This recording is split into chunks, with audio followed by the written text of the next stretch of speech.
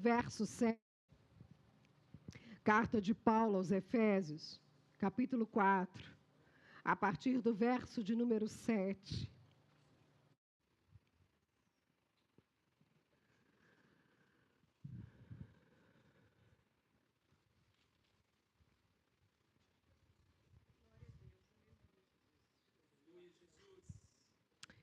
E assim diz o Espírito às igrejas.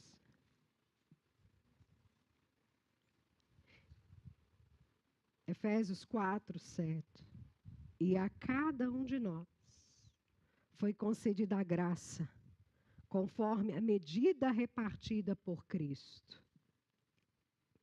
Por isso que foi dito, quando ele subiu em triunfo às alturas, levou cativo muitos prisioneiros e deu os dons aos homens.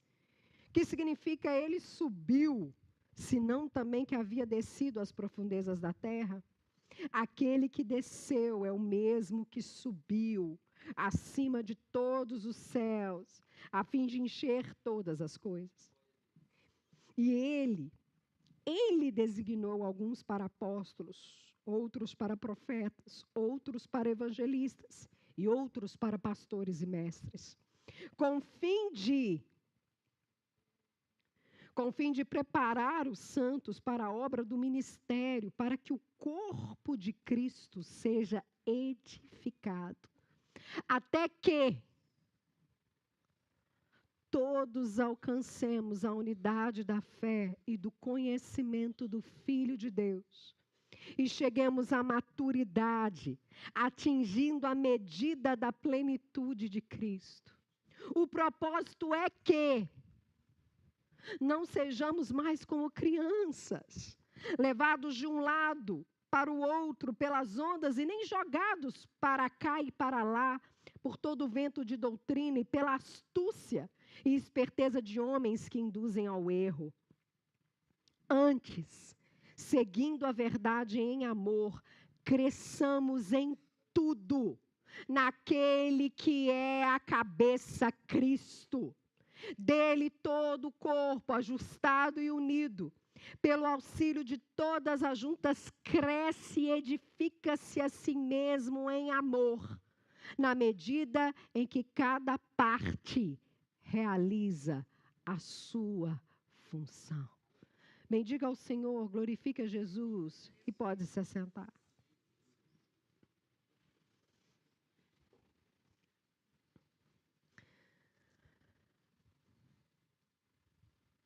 Era uma vez um carpinteiro, muito habilidoso com as suas mãos.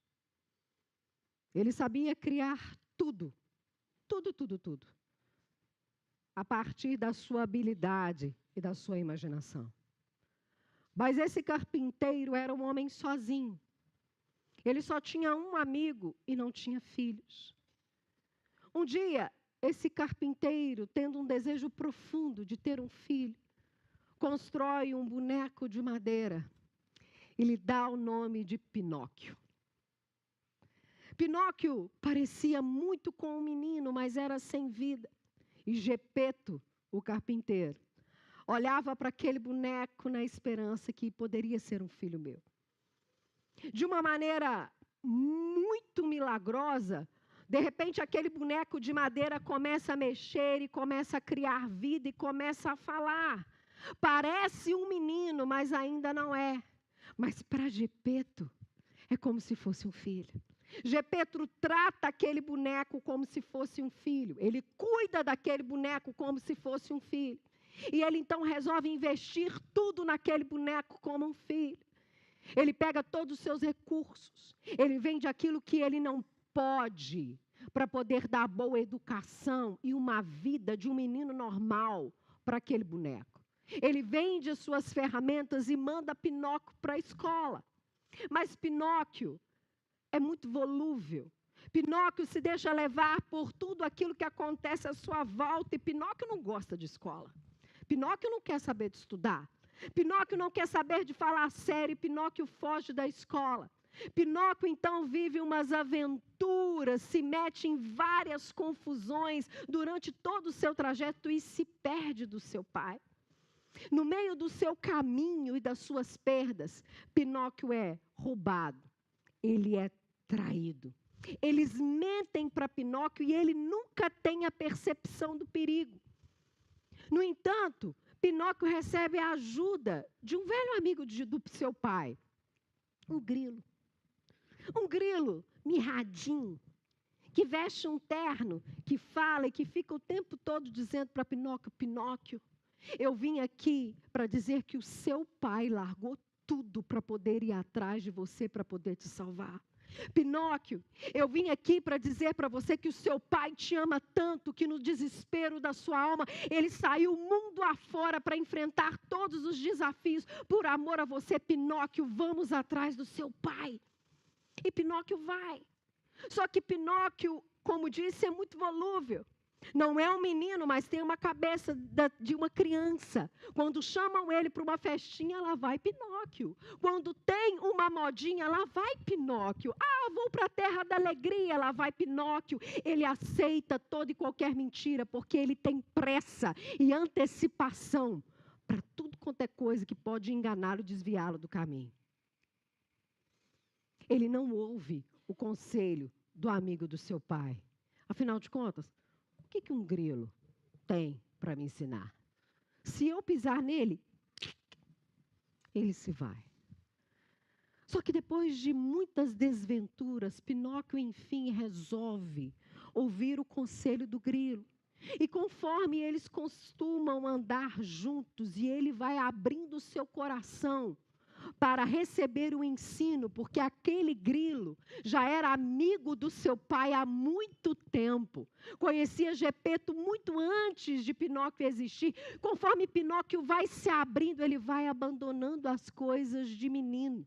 Vai levando mais sério a vida e vai aprendendo o mistério. À medida que ele se deixa ser guiado e cuidado, ele aprende a guiar e a cuidar também.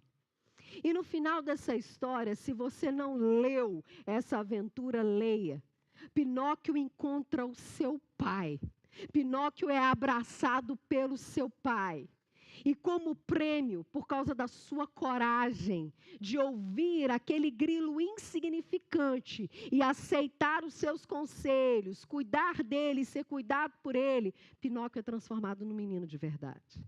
Ele deixa de ser uma casa de cupim, um cacareco de madeira, um troço esquisito para se tornar um menino de verdade parecido com seu pai, porque aceitou trilhar o caminho com alguém que ele achava insignificante. Era só um grilo. Talvez você tenha visto essa trama ou lido esse livro na sua escola, obrigado, obviamente, na sua infância. E talvez você pense, pastor, o que isso tem a ver com a nossa série DNA? O que isso tem a ver com esse projeto de Deus, com esse código genético que Deus nos deu? Eu digo para você, tudo. Porque quando nós entramos na carta de Paulo aos Efésios, especificamente no capítulo 4, Paulo está dizendo para nós justamente de um Deus que nos amou de tal maneira, que deu o seu Filho, deu tudo que Ele tinha. Deus não só nos criou, mas Ele nos fez a sua imagem, Ele nos fez a sua semelhança. Deus sonhou conosco, seu coração pulsou por nós. Nós, material tão frágil, seres humanos tão diminutos, parecendo um cacareco de madeira, Deus nos tratou e nos chamou de filhos. Mas nós nos desviamos do caminho. E Ele, por amor a nós, mandou o seu Filho unigênito, e Paulo diz, Ele desceu do céu. Ele largou o trono, o seu poder, a sua divindade, a sua glória, a sua majestade, para se tornar como nós nos tornamos, para nos resgatar da morte, para nos tirar das mãos do diabo. O apóstolo Paulo então nos diz, ele desceu e ele subiu aos céus para comprar para todos nós os direitos de sermos chamados seus filhos. E o apóstolo Paulo, ele continua explicando esse mistério.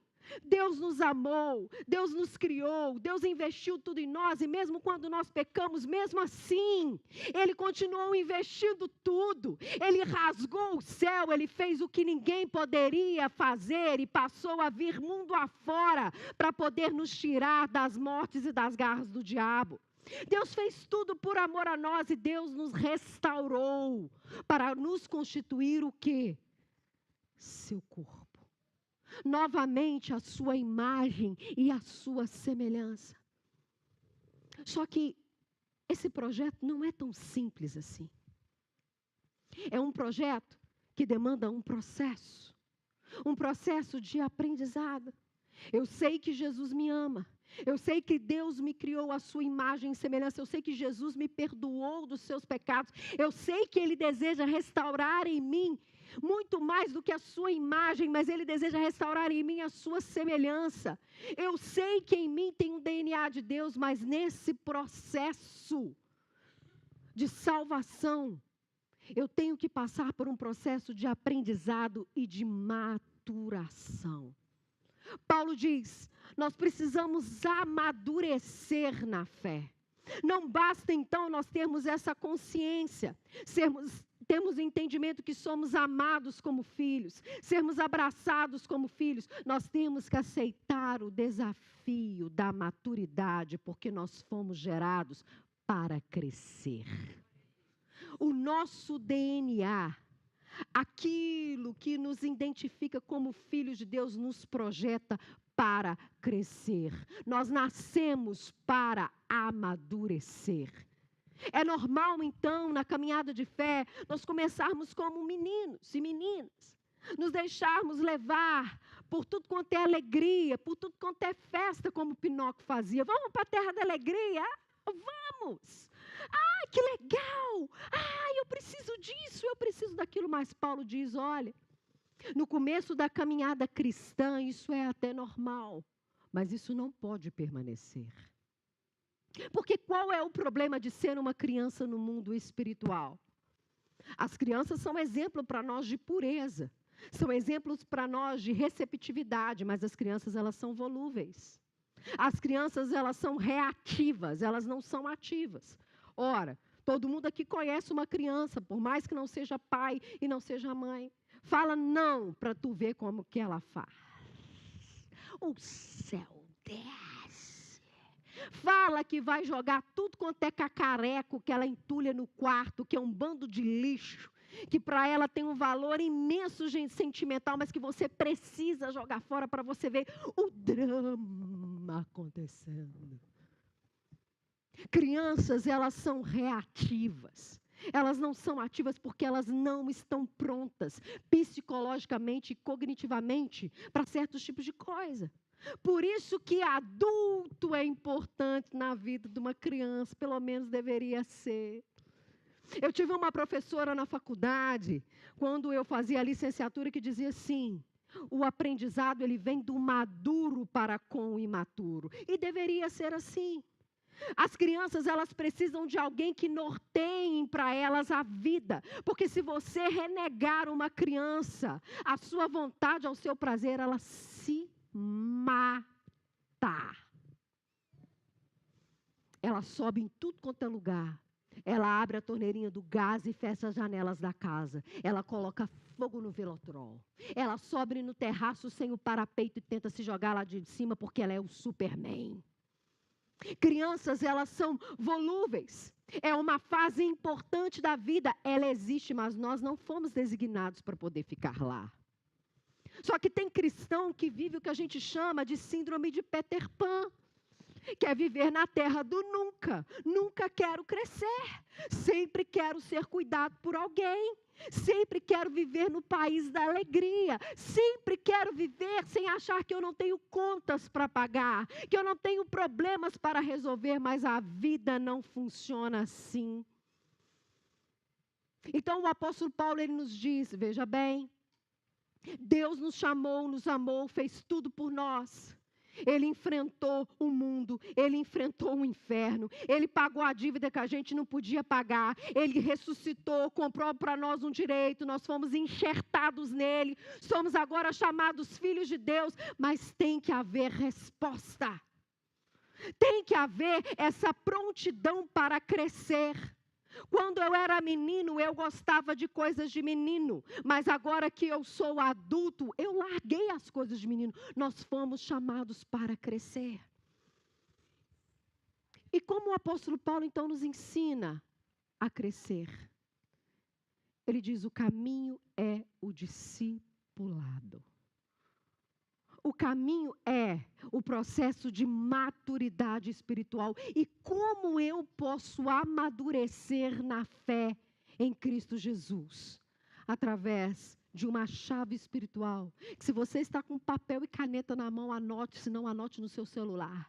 Escreva nos umbrais da sua porta. O que é isso, pastora? Misericórdia. Não é xingamento, não, é linguagem bíblica. Escreva assim, ó. Na sua porta na hora de sair, no seu guarda-roupa, no seu espelho, a palavrinha-chave é submissão.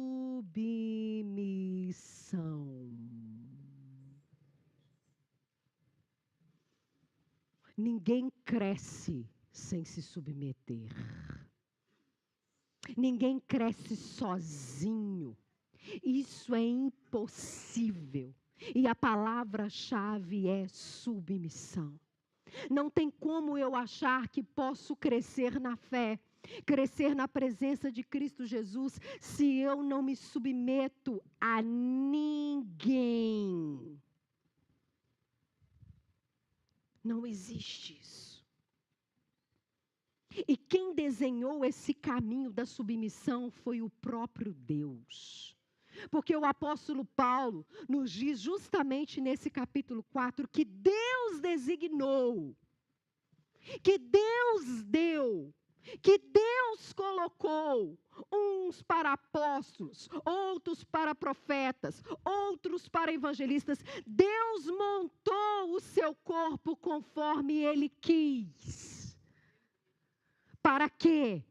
Para que os santos se edifiquem uns aos outros e possam crescer na medida de quem? Na medida de Cristo. Qual é o tamanho que nós fomos designados para ter? O tamanho do nosso Pai.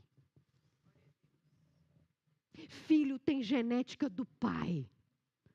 Quando eu levo a minha filha no pediatra, ela olha para mim. Ele olha para o pai dela e fala: a mãe pensou para casar, o pai nem tanto. Vamos ver o que ela vai resolver. Porque os filhos, eles crescem do tamanho do seu pai. Nós fomos designados para crescer à medida da plenitude de Cristo. O quão grande nós seremos como igreja na medida de Cristo. E qual é a medida de Cristo? Infinita. Infinita. Por isso que crescer é o nosso destino e a estagnação é um perigo. O apóstolo Paulo está escrevendo para uma igreja e dizendo: vocês precisam aprender a se submeter. Se submeter a quem, pastora? Uns aos outros. No corpo de Cristo, nós precisamos aprender a nos colocar abaixo, e literalmente é essa a palavra, das pessoas que são mais maduras na fé, que não significa que isso é tempo de igreja. Digo mais maduras na fé, são pessoas mais experimentadas em Cristo Jesus. Eu tenho que aprender a ouvir delas, me deixar a ser ensinada por elas, porque senão eu não vou crescer. Senão eu serei como Pinóquio no meio do caminho. Eu até quero achar o meu pai. Eu preciso do meu pai. Eu não sei viver sem o meu pai, mas tudo quanto é bobeira que aparece no meu caminho e mentira, eu me deixo levar. Porque eu não sei ouvir conselho. Eu não sei ser discipulado, eu não sei ser tratado, e eu não sei ser ensinado. E por que a gente às vezes não sabe? Por causa de um demôniozinho chamado orgulho e presunção. Pinóquio olha para aquele grilo e fala: tu é um cacareco. Eu piso em você e te quebro. na nossa caminhada de fé, as pessoas que Deus colocou na nossa vida para nos ensinar, a olhos humanos, podem parecer muito insignificantes e muito menores do que nós, mas não quer dizer que sobre elas não existe uma sabedoria e uma unção diferente.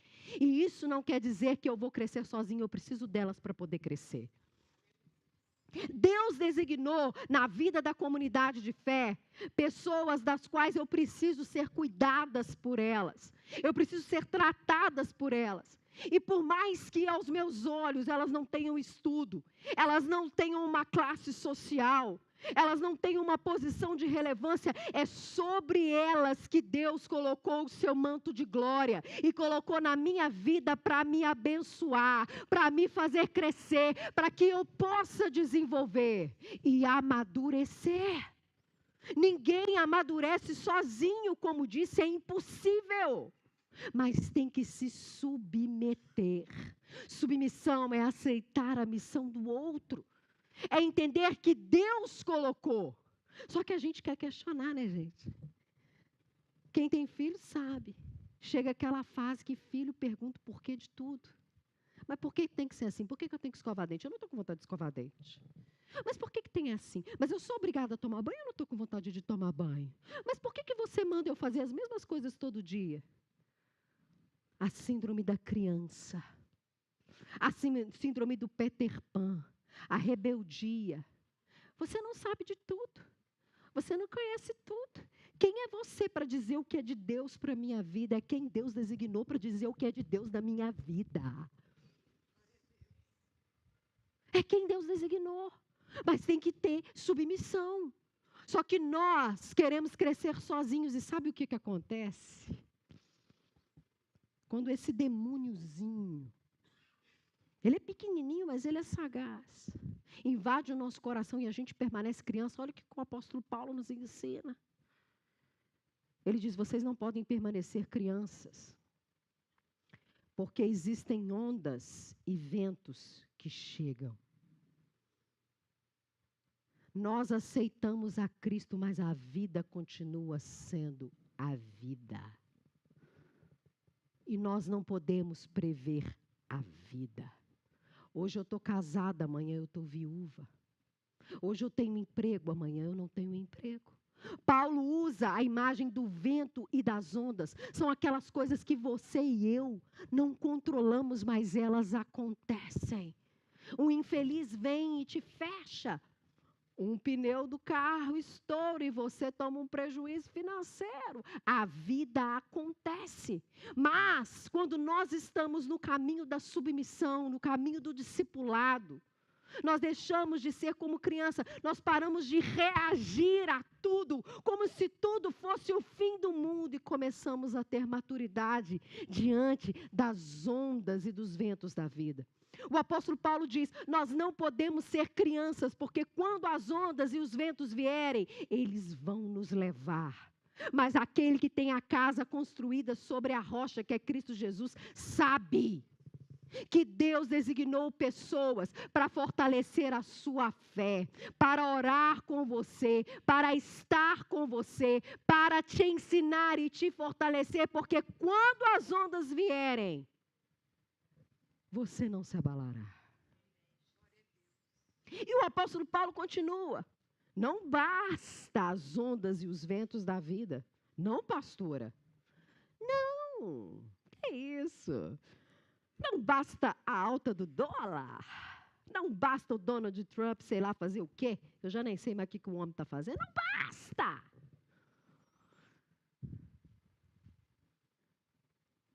Tem joio crescendo com trigo no meio da igreja. E eles não vão sair daqui. Porque se arrancar o joio com o trigo, como fala Jesus, nas parábolas de Lucas, o trigo vai se perder. Juntamente com as ondas e com os ventos da vida, existem as malignidades. O que o apóstolo Paulo chama de gente mentirosa, trapaceira, enganosa que vive no seio da igreja, tem capa de profeta, fala como profeta, mas tem espírito de Jezabel.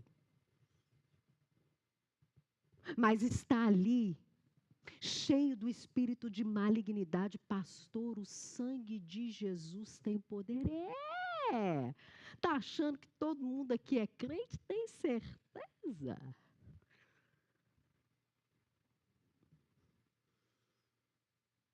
Crianças não têm capacidade de discernir quem é bom e quem é ruim, gente. Você faz assim para ela, ó, ela vai.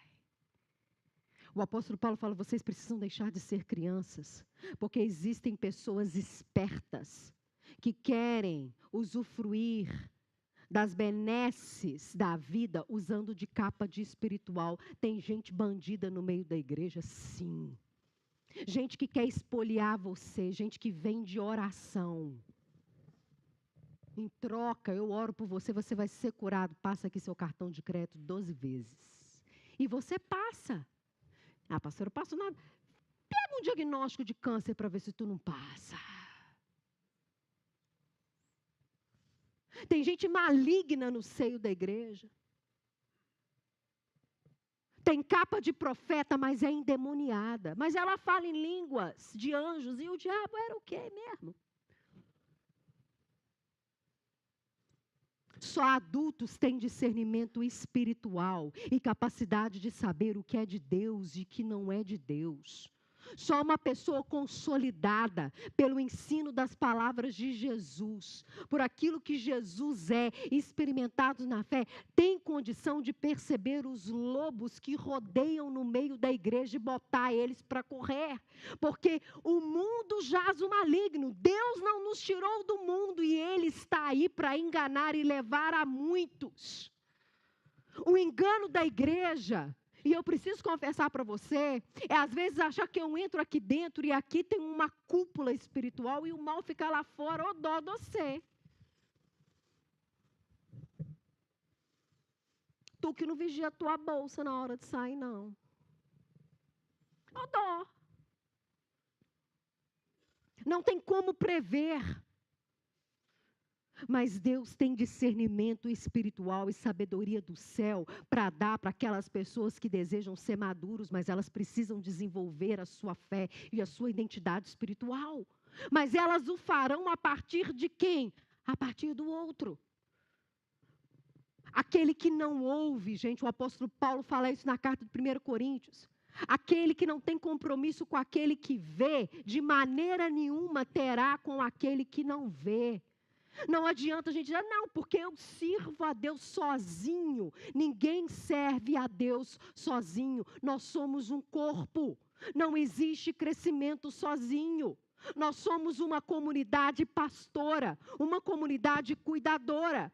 Eu cuido de vocês, vocês cuidam de mim. E nós, de fé em fé, de glória em glória, vamos sendo amadurecidos. Uns submissos aos outros. E é só assim que os enganadores, os ardilosos, aqueles que são cheios de Satanás, serão expelidos do nosso meio, porque haverá discernimento espiritual. Cuidado! Cuidado com o espírito de engano que ronda a igreja. Tem muita coisa que tem capa de espiritual, mas não é. Veio do inferno, cunhado no caldeirão do demônio para encarar, para poder acabar com a igreja. É por isso que tantas pessoas se escandalizam e saem. Na carta do profeta João ao Apocalipse capítulo 2, leia. As famosas cartas do Apocalipse, 7 cartas do Apocalipse. João escreve a 2 igrejas. Pérgamo e Tiatira, e ele diz a mesma coisa, com nomes diferentes. Ele diz, eu tenho contra você, para Pérgamo, que você tolera Balaão. Profeta que tem capa de Deus, mas ensina o povo com ensinamento errado, e o povo se torna idólatra. Com Tiatira, ele diz, eu tenho contra você que você tolera Jezabel. Ele não está falando de personificações, ele está falando de movimentos que têm capa espiritual que está contaminando a igreja. E o profeta João então pergunta, cadê os maduros na fé? Cadê os homens e mulheres de Deus? realmente que tem o discernimento espiritual para poder repreender esse mal do meio da igreja. Cadê? Falta discipulado, falta ensino, porque falta submissão. Falta submissão. Falta a capacidade de entender que nós sempre temos algo para aprender com um irmão, com uma irmã na fé. Deus, sim, designou uns para certas funções específicas. Nós pastoreamos vocês. Tem coisas que só nós podemos fazer. Mas isso não exime a igreja de se autopastorear. Isso não exime a igreja de se autocuidar. Nós somos uma comunidade de cuidadores. Nós não podemos admitir que uma pessoa seja tombada no nosso meio e nós darmos com os ombros. Pois é, abandonou a fé, mas é fraco. Faltou nela ensino. Quem deixou de ensinar? Eu. Quem deixou de cuidar? Eu. Eu fui atrás. Eu orei. Eu procurei saber. Eu chamei num canto, eu disse o que está acontecendo, o que eu posso ajudar você, como eu posso te ajudar, eu posso orar com você. A palavra de Deus diz que esse tipo de linguagem, esse tipo de procedimento não pertence a Deus. Cadê a comunidade dos eleitos? De homens e mulheres consolidados pelo Espírito Santo. É por isso que existe às vezes fraqueza no nosso meio. É por isso que às vezes parece que tudo vai dar certo e do nada dá tudo errado. Onde está o erro? Falta maturidade. Falta crescimento. Tem situações que é um bando de meninice. Não julgue tudo que parece espiritual como espiritual. Os nossos ouvidos têm coceira para ouvir mentira. O YouTube está aí para provar. 1 milhão de seguidores. Vai lá no canal para você ver que patuaba que é. Certa feita nós estávamos numa reunião de oração. Aquele dia eu orei. Eu e o pastor Felipe oramos no Espírito para falar, Senhor, agora dá sabedoria e graça. E a irmã toda empolgada, porque ela recebeu uma revelação que ninguém recebeu. Nunca. Falei, pode falar. Eu tenho um testemunho para contar. Eu ouvi na internet que a NASA captou as ondas sonoras das estrelas. E elas cantam com grande, meu Deus.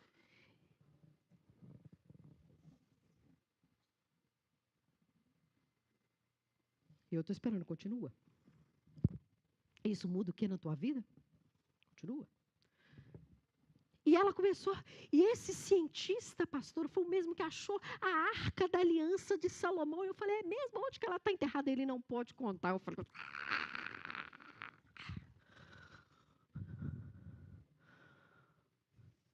e eu fiz uma pergunta. Minha irmã, quantos anos mesmo tu está aqui? 40. Eu falei, Jesus, 40 anos de desperdício. Pressa para ouvir mentira. Se encanta com qualquer coisa. E o cara ainda pediu glana. E a abençoada deu. Mas eu não dizia minha oferta, não, porque eu não sei o que vão fazer com o meu dinheiro. Ah, minha irmã. Menino, menina, criança. E por que é? Porque não se submete. Porque acha que nunca tem nada para aprender com ninguém. Mas Deus não nos chamou para isso.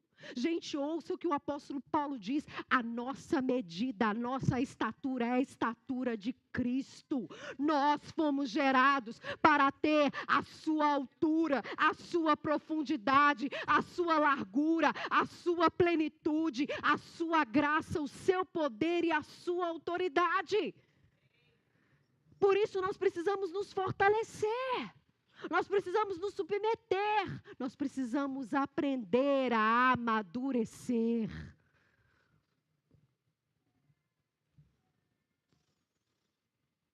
Aqui nós temos, nessa casa,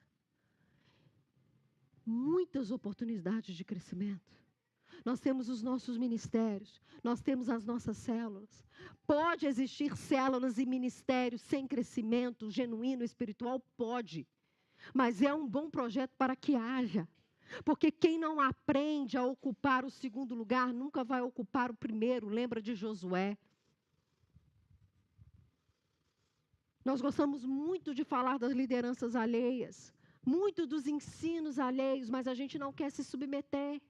Mas a gente não olha para a história dos grandes homens de Deus. Primeiro, eles passaram pelo caminho da submissão, pelo caminho do ensino, pelo caminho do discipulado. Depois, eles ocuparam cargos de proeminência. Você sente que Deus te chamou para fazer algo maior do que você está fazendo? Se submeta. Antes de liderar um exército para conquistar Canaã, tem que ficar na porta de Moisés perguntando para ele: quer café? Água. Está com vontade de ir no banheiro? Quer que eu te leve? Precisa de ajuda para poder subir? Quer que eu vou lá avisar para o fulano que você está com fome? O que você quer comer hoje? Tem que andar com Moisés para ver como ele ora, como ele fala, como ele procede. Mas eu sou eu, pastora. Eu não sou imitação de ninguém. Não é. A minha filha, ela imita a mim e ao pai em muitas coisas, mas ela vai ser ela não vai ser eu. Mas agora, como criança, é necessário ela imitar algumas coisas, para no futuro, quando ela for madura, ela perceber: isso aqui dá para fazer, isso aqui não dá para fazer, mas não, que a mamãe é antiquada, que a mamãe é analógica. Ela só vai ter a capacidade de julgar o que é bom, o que é ruim, o que ela aprendeu de mim e do pai, que foi bom para a vida dela, depois que ela crescer, amadurecer o suficiente para entender o que foi bom, o que foi ruim. Deus deseja, e eu vou repetir, que nós cresçamos à sua medida. Se deixe ser tratado, se deixe ser cuidado, mas aprenda, enquanto você é cuidado, enquanto eu sou cuidada, a cuidar. A cuidar, a se preocupar, a estar ao lado. Discipulado é estar ao lado, é conviver com as pessoas, apesar dos seus defeitos, apesar das suas fraquezas. Não espere ser discipulado por: eu sou doido para ser discipulado pelo Benihim. Mas se eu fosse discipulada por ele, eu descobriria que ele é um homem como eu. Pastora, a senhora é mulher, você me entendeu o que eu quis dizer? Eu li nos seus olhos, Isaac. Os pastores conhecem as ovelhas. Ele tem dor de barriga. Não pode. Ele tem crise conjugal. Não pode. Claro que pode, gente. Ninguém aqui está falando de perfeição, nós estamos falando de aperfeiçoamento. Nós estamos falando de um caminho de salvação, de um caminho de santificação, de um caminho de desenvolvimento espiritual, que é infinito. Pastor, então não vou formar, não tem diploma? Não! Dessa faculdade da vida, tu só sai quando Cristo te chamar. Se você está com pressa, pede Ele que eu vou orar e você vai para a glória hoje. Posso fazer essa oração no final do culto, se você quiser. Não? Pois é.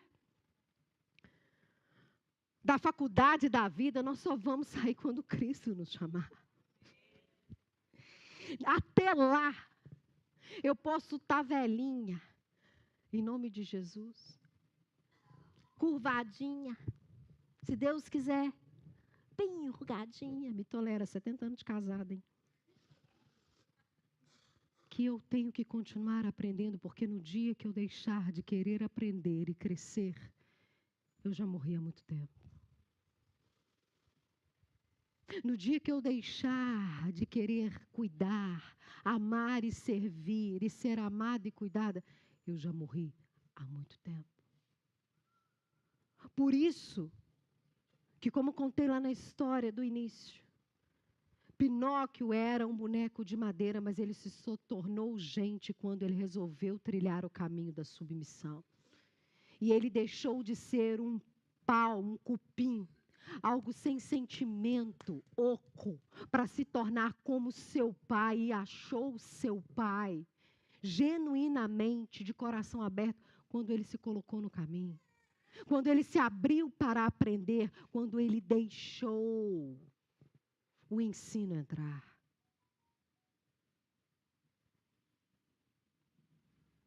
Deus está nos chamando para deixarmos de ser casa de cupim, para nos tornarmos a sua imagem e a sua semelhança. E a igreja é o espaço perfeito para que isso aconteça. Porque quem designou a igreja como corpo e nos deu esse DNA de corpo foi o nosso cabeça, que é Cristo Jesus. Você não vai crescer sem ser igreja. Você não vai desenvolver sem ser igreja. Se submeta, cresça, amadureça. A imagem de Cristo está disponível para todos nós. A unção está disponível para todos nós. A graça está disponível sobre todos. Gente, Deus deseja abrir ainda o mar. Deus deseja ainda fazer a muralha cair. Deus deseja ainda restaurar e Ele pode, mas Ele só o fará quando nós nos colocarmos embaixo da sua palavra e aceitarmos o seu caminho. Nós fomos designados para a dependência um dos outros. Nós fomos forjados para dependermos uns dos outros, e isso para sempre. Foi Deus que designou. Aceite, cresça, desenvolva, porque se nós o fizermos, a cada dia, como o apóstolo Paulo diz, de fé em fé, de glória em glória, nós nos tornaremos assim como Ele é. Eu tenho para quem ir. É muito mais do que ir para um lugar. Eu estou indo para alguém. Mas essa plenitude será lá, mas ela começa aqui. E aí eu te pergunto, que tamanho você quer ter? Já parou para pensar nisso? Que tamanho você quer ter? Minha filha fez aniversário tem pouco tempo. E no dia do aniversário dela, ela levantou, expressiva como a mãe. Se colocou de pé e falou, mamãe, hoje é meu aniversário. Olha como eu cresci. Eu falei, sim. E ela disse, e eu já sei qual o tamanho que eu vou ter. Eu falei, sério? Qual o tamanho que você vai ter? O tamanho da Carol.